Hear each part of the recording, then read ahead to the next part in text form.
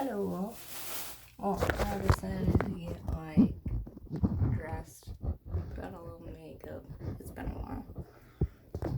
Dried my hair. And he was like, "Where are you going?" I'm like, "Well, gotta get some kava." He was like, "Well, why do you have to look like a freaking beauty queen then?" I'm like, "'Cause I want to."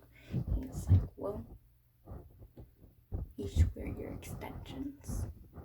And I'm like, "Well, okay." So then I was thinking, these things are knotted and a friggin' mess. And if you have extensions or wigs and have no way of storing them, like I haven't, others have been really lazy. So, what I do is dress hanger. Hanger. And voila.